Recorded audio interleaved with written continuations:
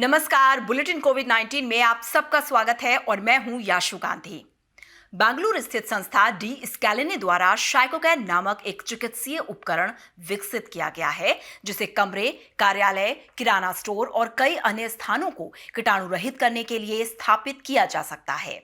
स्कैलिने hypercharge corona cannon या शाइकोकैन एक बेलनाकार उपकरण है जो किसी बंद कमरे के अंदर कोरोना वायरस के प्रसार को रोकने में 99.9% तक प्रभावी है।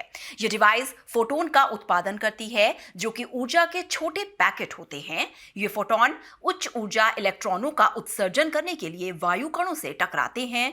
फिर ये इलेक्ट्रॉन कोरोना वायरस के एस प्रोटीन के साथ मिलते हैं और उसे बेअसर कर देते हैं, और इस तरह ये प्रभावी रूप से वायरस तंत्र को संक्रमित करने में अक्षम कर देता है। शोधकर्ताओं ने कहा है कि इस प्रकार के उपकरण पर काम तब शुरू हुआ था जब 2019 के अप्रैल महीने में संस्थान के परिसर में सर्दी जुकाम के मामले बढ़ने लगे थे। यह उपकरण अब बनकर तैयार हो गया है और संस्थान ने बड़े पैमाने पर इसके उत्पादन के लिए गोदरेज और यूरेका फोर्ब्स व अन्य कंपनियों के साथ समझौता किया है। कोविड-19 के खिलाफ आपातकालीन उपयोग के तहत उत्पादन के लिए अमेरिका और यूरोपीय संघ के नियामक एजेंसियों से भी इस प्रणाली को मंजूरी मिल गई है। हम में से कई लोग इस बात पर आश्चर्य व्यक्त कर सकते हैं कि क्या हमें पहले से ही कोरोना वायरस है और हम इसके बारे में नहीं जानते। ऐसा इसलिए संभव है क्योंकि हो सकता है कि इसके लक्षण इतने हल्के रहे हों कि इसका पता ही ना चला हो।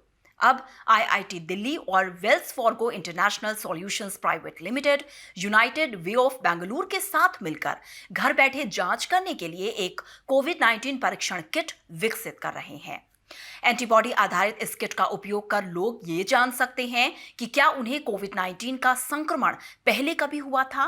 किट पेप्टाइड आधारित एलिसा परीक्षण पर आधारित होगा, जो किसी व्यक्ति के रक्त में इन कोविड-19 के एंटीबॉडी का पता लगाएगा। परीक्षण के परिणामों में लोगों को न सिर्फ उनके कोविड-19 स्थिति को समझने में मदद करेंगे, बल्कि एंटीबॉडी वाले व्यक्तियों की पहचान करने में भी मदद मिलेगी, जो अपना रक्त दान कर सकते हैं। आईआईटी दिल्ली के शोधकर्ताओं की टीम इस परियोजना पर विचार प्रस्तुत करने की अवस्था से लेकर कार्यान्वयन के अंतिम चरण तक इस पर काम करेगी। इस अवधारणा का प्रमाण 2020 के अंत तक होने की उम्मीद है, जबकि किट 2021 मार्च तक बाजार में उपलब्ध हो सकती है। संक्रामक प्रवृत्ति होने के कारण कोरोना वायरस रोगियों से कोविड वार्ड में काम करने वाले चिकित्सा कर्मियों तक आसानी से फैल सकता है। ऐसे में कोविड योद्धाओं को सुरक्षित बनाने के लिए रक्षा अनुसंधान एवं विकास संगठन डीआरडीओ के अंतर्गत कार्यरत defence institute of advanced technology Pune ने एक विशेष किस्म के मेडिकल बेड आइसोलेशन प्रणाली विकसित की है। इस मेडिकल बेड को आश्रय नाम दिया गया है। विशेष सामग्री और विनिर्माण प्रक्रिया का इस्तेमाल करते हुए इन बेड को इस तरह से बनाया गया है कि मरीज के संक्रमण को ये औरों तक फैलने से रोकेगा या फिर उसे एकदम सीमित कर देगा। इस प्रणाली में एक बेड के साथ ही चिकित्सा संबंधी सुविधाओं समेत एक मेज, कुर्सी और टहलने तक के लिए थोड़ी सी जगह मौजूद होगी। ये पारदर्शी टेंट बैक्टीरिया रोधी पदार्थ से बना है। इसे सैनिटाइज करके बार बार इस्तेमाल किया जा सकता है।